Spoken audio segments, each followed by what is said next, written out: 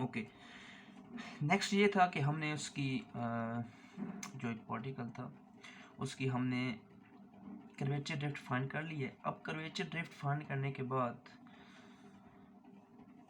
हमने एक रिलेशन आपको ऊपर बताया था, जो ये था कि in non uniform magnetic field में जो ड्रिफ्ट वेलोसिटी थी, ठीक है, वो उसका रिलेशन इस तरह आया था, V del B is equal to half, आप यहाँ पर as a general plus minus लिख लें, हाफ वी परपेंडिकुलर और L B cross del B divided by B square. और ये हमने किस तरह ड्राइव किया था कि हमने नॉन यूनिफॉर्म मैग्नेटिक फील्ड में हमने क्या किया था कि लाइंस ऑफ फोर्स को हमने स्ट्रेट जो है ना वो कंसिडर किया था। स्ट्रेट कंसिडर करने से क्या हुआ था कि वाई डायरेक्शन में जो है डेंसिटी इंक्रीज हुई थी। इस डेंसिटी इनके इंक्रीज होने की वजह से ड्रिफ्ट वेलोसिटी जो है ना वो डेंसिटी इंक्रीज हुई थी, ड्रिफ्ट वेलोसिटी जो है ना वो जनरेट हो गई थी।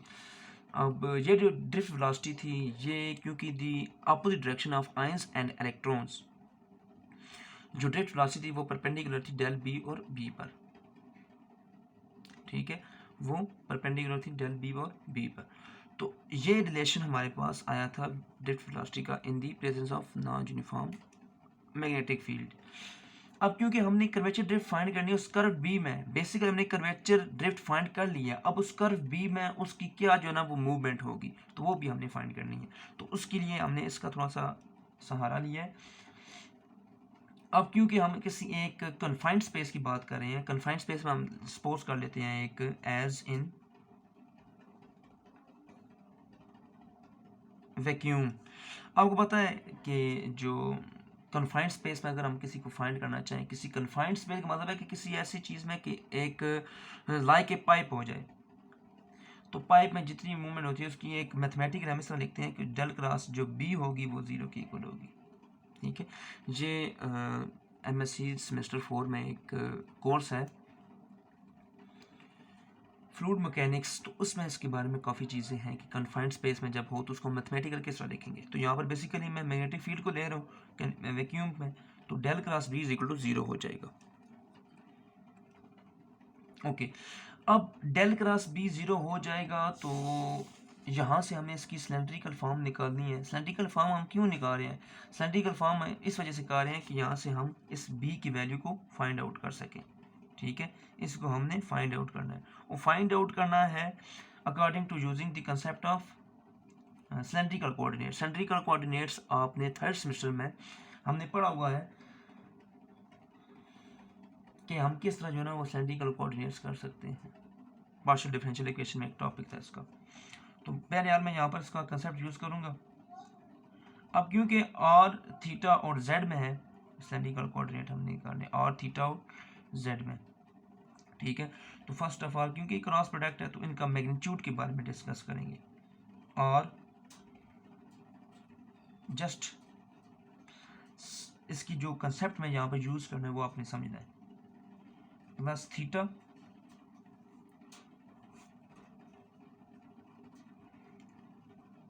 Plus Z is equal to zero.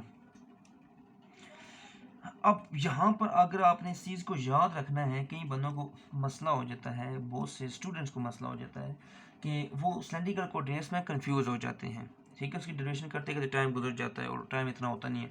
तो टाइम को मैनेज करने के लिए ये ट्रिक्स मैं अभी जो आपको बता रहा हूँ ये आपने ध्यान में रखनी है। ट्रिक्स क्या है? ट्रिक्स ये है कि अगर फॉर एग्जांपल जिस तरह ये सीक्वेंस बनी हुई है आर, इसके बाद थीटा है, इसके बाद जी है, अब आर के बाद थीटा आ रहा है तो यहाँ पर मैं विद रिस्पेक्ट टू थीटा से लूँगा, ठीक है। अब थीटा के बाद जेड आ रहा है तो यहाँ पर मैं विद रिस्पेक्ट टू जेड से लूँगा। ये एक बात क्लियर होगी डिफरेंशियल की फॉर्म में। अगर थीटा है तो थीटा के बाद जी आएगा तो यहाँ पर मैं जी लूँगा विद रिस्पेक्ट टू जी। अब जी के बाद दोबारा आर आएगा तो यहाँ पर मैं आर लूँगा। यहाँ तक बात क्लियर होगी। इसके बाद सिमिलरली जी है तो जी के बाद में क्या आएगा आर, तो यहाँ पर मैं आर लूँगा, एंड आर के बाद थीटा है तो यहाँ पर मैं विद रिस्पेक्ट टू थीटा लूँगा। ये बात होगी इसकी डिफरेंशियल की फॉर्म में, ओके। अब एक और इसके बाद ट्रिक्स क्या है कि अगर यहाँ पर z है, क्योंकि b हम ले रहे हैं ना, z है तो यहाँ पर मैं लूँगा बी जेड, सबस्क्रिप्ट में z, ठीक है। सिमिलरली इसके अपोजिट अगर z यहाँ पर है तो बी जेड यहाँ पर होगा, अगर थीटा है तो यहाँ पर बी थीटा होगा। अब थीटा इधर है तो इधर भी बी थीटा होगा। बात क्लियर होगी। सिमिलरली यहाँ पर z है तो यहाँ पर बी जेड होगा, और यहाँ पर अगर r है तो यहाँ पर भी बी आर होगा। सिमिलरली यहाँ पर r है तो यहाँ पर बी आर, और यहाँ पर थीटा है तो यहाँ पर बी थीटा होगा। बात क्लियर होगी। और यहाँ पर माइनस माइनस आएगा सब में। This is the main concept about this. अब यहाँ पर एक और बात होती है, लास्ट थिंग वो ये है कि हमने अब किस तरह जो है ना वो एनालाइज करना है कि इसके साथ 1/r भी आएगा। तो एक बात यह आपने याद रखनी है कि जब z होगा z, तो जहाँ पर r का डिफरेंशियल r है या कुछ इस तरह है स्टार्टिंग में, या पहले अगर r आ जाए या डिफरेंशियल में r आ जाए, तो 1/r की यहाँ पर मैं करूँगा 1/r यहाँ भी होगा और 1/r यहाँ भी होगा। आप इस तरह कर सकते हैं कि जो z कंपोनेंट है उसमें हमने 1/r भी मल्टीप्लाई करना है, ठीक होगी। अगर 1/r मल्टी करने के बाद हमें पता चल जाए कि जो जो डिफरेंशियल है वो भी विद रिस्पेक्ट टू r से हो रहा है, तो फिर यहाँ पर r भी मल्टीप्लाई होगा, इधर r भी मल्टीप्लाई होगा, ठीक है। अब यहाँ पर डिफरेंशियल r नहीं है ना, तो यहाँ पर r मल्टीप्लाई मैं नहीं करूँगा, r मैं यहाँ पर मल्टीप्लाई क्योंकि विद रिस्पेक्ट टू r से डिफरेंशियल यहाँ पर हो रहा है, ठीक है। सिमिलरली अगर स्टार्टिंग में r हो तो हम स्टार्टिंग में जस्ट जो है ना 1/r मल्टीप्लाई करेंगे, इस तरह इस तरह नहीं करेंगे। z में हमने दोनों तरफ 1/r से मल्टीप्लाई किया है, ठीक है, और डिफरेंशियल में अगर r है तो यहाँ पर भी r करेंगे फर्स्ट में। सेकंड में हो तो फिर हम नहीं करेंगे। तो ये इसका मेन टॉपिक था। अब देखिए यहाँ पर मैं बी जेड है तो विद रिस्पेक्ट टू थीटा से करूँगा तो ये जीरो को अप्रोच कर जाएगा, ये भी थीटा विद रिस्पेक्ट जेड से करूँगा तो ये भी जीरो को अप्रोच कर जाएगा, ऐसा ही है ना। अब ये आर है, इसको जेड से करूँगा, डेरिवेटिव लूँगा इसका तो जीरो को अप्रोच कर जाएगा। सिमिलरली ये भी जीरो को अप्रोच कर जाएगा। ये r है यहाँ पर भी विद रिस्पेक्ट टू r है, ये यहाँ पर 1/r एज एक बार कॉन्सेंट्रेट हो रहा है, और जहाँ पर r है विद रिस्पेक्ट टू थीटा ये भी जीरो को हो जाएगा। ओनली वी हैव जो हमारे पास टर्म रहेगी वो होगी z into 1/r into partial by partial r b theta which is equal to 0, ठीक है। बाकी सारे टर्म जो है जीरो को अप्रोच कर जाएंगे। अब आपको पता ही होगा कि अगर मैं कहता हूँ कि एक डेरिवेटिव है विद रिस्पेक्ट टू एक्स में, सपोज ले रहा हूँ, वहाँ से उसका डेरिवेटिव टू एक्स है, वो जीरो के इक्वल है, तो इसका मतलब ये है ना कि ये एज ए फिर कांस्टेंट ही होगा, क्योंकि कांस्टेंट का डेरिवेटिव जीरो है हो तो मतलब ये कुछ चीज़ कांस्टेंट है, तो यहाँ पर भी वही कंडीशन है, ठीक है। This implies that R B theta is constant. हम इस कांस्टेंट को नाम देंगे बी नॉट का, suppose R B theta is equal to B nought, एक कांस्टेंट नंबर है,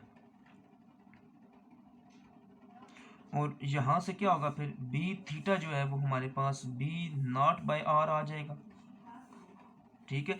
और according to the Biot Savart law जो मैग्नेटिक फील्ड होगी यहाँ पर बी थीटा जो होगा वो आर के इन्वर्सली प्रोपोर्शनल होगा ना, यानी कि B theta inversely proportional 1/r। और एक और भी है कि यहाँ पर b is equal to mu I is equal to 2πr। अब आज यहाँ पर अगर मैं रेडियस का कंसेप्ट यूज करूँ r का, तो इसमें यही चीज़ शो हो रही है ना कि r जो है ना वो इन्वर्सली प्रोपोर्शनल है। सिमिलरली दिस, तो यहाँ पर भी r इन्वर्सली प्रोपोर्शनल है। अब यहाँ पर क्या होगा, मैं b को एज यहाँ पर अब थीटा नहीं दूंगा बल्कि जनरल कहूँगा कि b is equal to B not divided by r, okay. और r क्योंकि मैंने फर्स्ट टाइम जो सेंट्रीपिटल फोर्स का मैंने आपको बताया था कि वहाँ पर एक पार्टिकल, इस पर एक पार्टिकल का फोर्स अप्लाई हो रही है विच इज़ सेंट्रीपिटल फोर्स, और जो उस पार्टिकल का रेडियस मैंने आपको बताया था वो था कैपिटल R, क्योंकि मैंने कैपिटल R लिया था एक स्पेशल केस में। तो सिमिलरली यहाँ पर मैं क्या लिखूँगा, बी नॉट को मैं कैपिटल R से लिख रहा हूँ, रेडियस से, ओके। आर सी होगा क्योंकि मैंने वहाँ पर सी लिया था, आर सी। अब इसके बाद मुझे वैल्यू चाहिए डेल बी की भी, ठीक है, क्योंकि इसमें ऊपर डेल बी है। तो डेल बी का मतलब है मैंने इसको डेरिवेटिव इसका लेना है, del B is equal to B nought, suppose ये आर सी है, इसकी पावर -1 ऊपर जाएगा तो अब माइनस ऊपर जाएगा तो यानी कि डेरिवेटिव जब इसमें अप्लाई करूंगा मैं, बी नॉट तो एज ए कांस्टेंट था ना, ऊपर मैंने बताया था आपको, और आर सी जब करूंगा तो -1 पहले आ जाएगी और आर सी -2 हो जाएगा, -1/RC होल का स्क्वायर। तो ये मेरे पास आएगा जी बी नॉट -1/RC होल का square. This implies that del B is equal to minus B not divided by RC whole का स्क्वायर। ठीक है जी, ये हमारे पास डेल बी की वैल्यू आ गई है, और साथ साथ ये भी है कि उसके फंक्शन का भी डेरिवेटिव होगा पे RC, जस्ट मैं इसको ये लिख रहा हूँ ऐसे इस तरह, ठीक है, एज ए यूनिट वेक्टर के साथ इसका आ जाएगा। तो ये मेरे पास डेल बी की वैल्यू ऑब्टेन कर ली है। अब ऑब्टेन करने के बाद मैं क्या करूंगा जी, यहां पर मैं वैल्यू पुट करूंगा बी नॉट की। बी नॉट की वैल्यू क्या थी हमारे पास, आर बी थीटा, ठीक है, ये मैंने वैसे लिख दिया है, डेरिवेटिव नहीं आएगा, बस जो भी डेल बी है, क्योंकि वन डायमेंशन में बात करें तो इसकी minus B not divided by R C whole का स्क्वायर आएगा। जब मैं माइनस बी नॉट की वैल्यू यहाँ पर पुट करूंगा, माइनस बी नॉट की वैल्यू क्या है, आर बी थीटा, और आर मैं कैपिटल लूंगा और आर सी लूंगा, B theta divided by R C whole का स्क्वायर। ठीक है जी, तो ये मेरे पास एक्चुअली जो वैल्यू आई है वो डेल बी की आ गई है।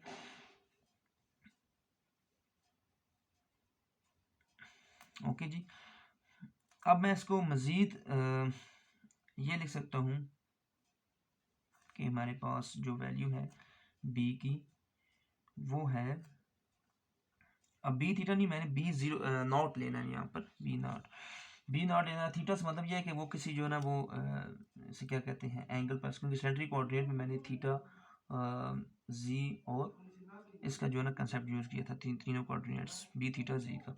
अब मैं यहाँ पर ऐसे बी नॉट लेना चाहता हूँ, तो बी नॉट लेने से क्या मतलब है कि मेरे पास यहाँ पर बी नॉट हमारे पास वैल्यू है B theta by R, which is equal to minus B not R C into R C square. मेरे पास बी नॉट आ गई, यानी कि अगर मैं बी थीटा को बी नॉट कैसे कर लूँ तो ये मेरे पास वैसे के वैसे, और यहाँ पर बी को मैंने एज ए बी थी नॉट एज ए जनरल ले लिया, मैग्नेटिक फील्ड है।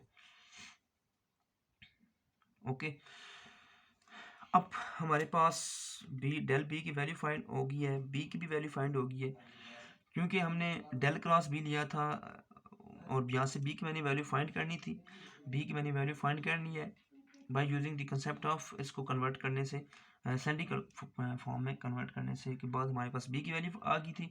ठीक है, बी नॉट या बी को मैं जनरल यहाँ पर बी नॉट ले रहा हूँ। ओके, बी की वैल्यू फाइंड होगी, डेल बी की वैल्यू फाइंड होगी। अब ये मैंने सारी की सारी वैल्यू उठाकर इस इक्वेशन में पुट कर देनी है, और ये मेरे पास आ जाएगा V del B is equal to plus minus half V perpendicular R L, ये लार्मर रेडियस है। ठीक है, बी हमारे पास क्या वैल्यू है ये बी की, चलिए फिलहाल बी को इस तरह रखें, और ये बाद में बी और बी के आपस में कैंसिल हम आउट कर देंगे, मल्टीप्लाई। फिलहाल यहाँ पर मैं डेल बी की वैल्यू फाइंड करता हूँ। ठीक है, और डेल बी मेरे पास क्या था, minus B not R C divided by R C का स्क्वायर। ठीक है, अब ये बी और ये बी स्क्वायर कैंसिल आउट हो गई, इस वजह से मैंने यहाँ पर पुट नहीं की वैल्यू। अब ये माइनस है तो इसके साथ जब करेगा तो ये माइनस, इसका साइन चेंज हो जाएंगे। ठीक है, और half V perpendicular R L हमारे पास क्या है माइनस, तो इसके साथ मल्टीप्लाई हो गया B not R C divided by R C whole का स्क्वायर। ये हमारे पास रिलेशन आ गया है वी डेल बी का। अच्छा जी, अब हमारे पास रिलेशन बना था जी V del B is equal to minus plus half V perpendicular R L B not R C divided by R C का स्क्वायर। ये मेरे पास वेलोसिटी आ गई थी उसकी। अब एज वी नो दैट हमने ये डेरिवेशन ड्रॉ की हुई थी कि हमारे पास जो v इज इक्वल टू वो आर ओमेगा की इक्वल होता है। ठीक है, अब यहाँ पर मैं एज ए परपेंडिकुलर ले रहा हूँ और मेरे पास नॉर्मल है और जब ओमेगा सी को मैं ओमेगा सी ले रहा हूँ सेंटर पर। ठीक है, अब क्योंकि मुझे अब यहाँ पर वैल्यू किसकी चाहिए, अब यहाँ पर मुझे वैल्यू चाहिए एक तो v से क्या कहते हैं v परपेंडिकुलर को हमने एज इट इज रखना है और एल की यहाँ से मैंने वैल्यू फाइंड आउट करनी है। ठीक है, और L is equal to v perpendicular divided by omega C. ठीक है, अब ओमेगा की वैल्यू हमने एक ऑब्टेन की हुई थी कि ओमेगा की वैल्यू क्या हमारे पास है, ओमेगा की वैल्यू थी Q B by M plus minus कुछ इस तरह कंसेप्ट था ओमेगा की सी की। ठीक है, omega C is equal to Q B by M. अब जब ओमेगा सी की मैंने वैल्यू पुट की है तो मेरे पास जो रिलेशन आएगा वो आएगा M V perpendicular divided by plus minus Q B. ठीक है, तो आर एल की जो वैल्यू आई है हमारे पास वो M V perpendicular divided by plus minus Q B.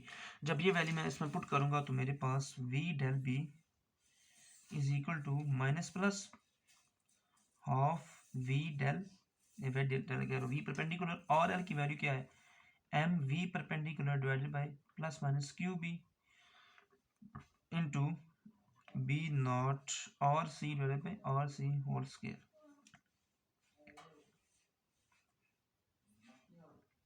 Okay जी, अब यहाँ पर ये प्लस माइनस और ये minus plus as a constant हम ले रहे हैं जनरल हाफ ही V perpendicular M B not और C divided by R C square. Okay and अच्छा यहाँ पर देखें ऊपर वी ओमेगा हमारे पास जो आर था इसे क्या कहते हैं V R equal to omega C. ठीक है, ऐसे भी तो हम लिख सकते थे ना।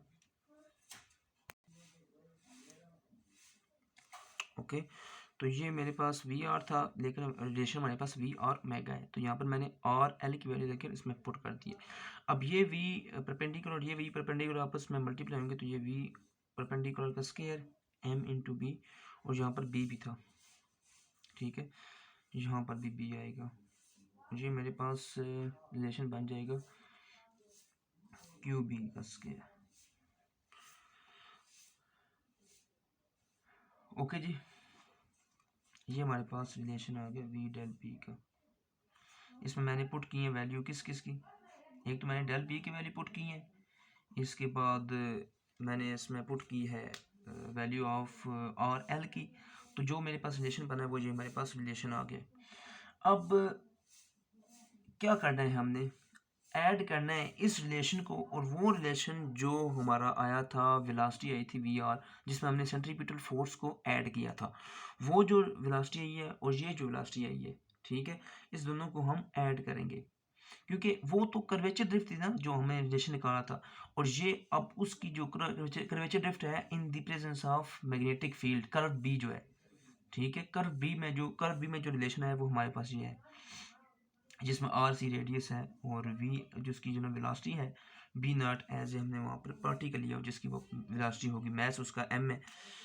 ठीक है, जब हम दोनों को ऐड करेंगे तो फिर हमारे पास जो एक्चुअली उसकी डेरिवेशन होगी ना in the presence of curve B उस कर्वेचर ड्रिफ्ट की तो हमारे पास आ जाएगी। वो हमारे पास था वी आर प्लस ये मेरे पास है वी डेल बी। ठीक है, वी आर हमारे पास क्या था उसकी जो कर्वेचर ड्रिफ्ट है, ये हमारे पास क्या है ड्रिफ्ट वेलोसिटी है in the presence of magnetic field जो उसमें रेडियस भी था और सब कुछ भी था, सब चीज़ें हमने ऐड की हैं। ये कर्व बी में जो इसकी जो मूवमेंट हुई है ये सारी है। वी आर हमारे पास था जी एम वी पैरेलल का square divided by Q B square into R C cross B R C whole का स्क्वायर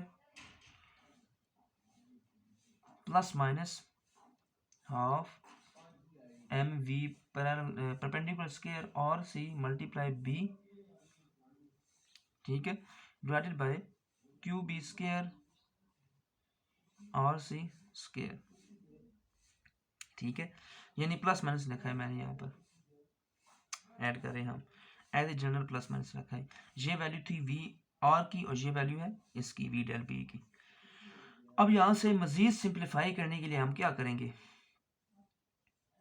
यहाँ से मैं कॉमन ले रहा हूँ एम और सी को, बी को भी, और डिवाइडेड बाय मैं इसको क्यू बी स्क्वायर और आर सी का स्क्वायर ले रहा हूँ। यानी कि ये जो पूरी क्वांटिटी है इसको मैं कॉमन ले रहा हूँ, एम को भी कॉमन ले रहा हूँ, आर सी को भी कॉमन ले रहा हूँ, बी को, आर सी इधर भी है इधर भी है, बी इधर भी है और इधर भी है, आर सी इधर भी था स्क्वायर मैंने ले लिया, क्यू बी स्क्वायर भी था इधर भी ले लिया। तो मेरे पास जो लास्ट में वैल्यू आएगी वो वी पैरेलल का square plus half V perpendicular का स्क्वायर। ओके, इस तरह की आ जाएगी डेरिवेशन। अब इसको मजीद जो है ना वो क्लैरिटी को क्लियर करने के लिए, मतलब इसको मजीद क्लियर करने के लिए हम क्या करेंगे, according to the concept of Maxwellian distribution के जो वेलोसिटी होगी परपेंडिकुलर और वेलोसिटी होगी एज ए पैरेलल, उन दोनों को हम इक्वल रखेंगे के T divided by M K, ठीक है। For मैक्सवेलियन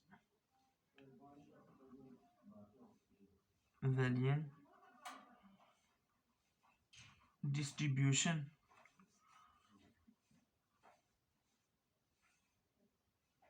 V and V perpendicular are equal to, यहाँ पर V स्क्वायर है ना तो यहाँ पर भी है, इक्वल टू के टी डिवाइडेड बाई एम, क्योंकि मैक्सवेलियन डिस्ट्रीब्यूशन का जो कनेक्शन थी वो वेलोसिटी थी टेम्परेचर के साथ पार्टिकल के, इस वजह से हमने के टी डिवाइडेड बाई एम रखा हुआ है। के हमारे पास एक कांस्टेंट है यहाँ पर, और टेम्परेचर हमारे पास पार्टिकल का टेम्परेचर है,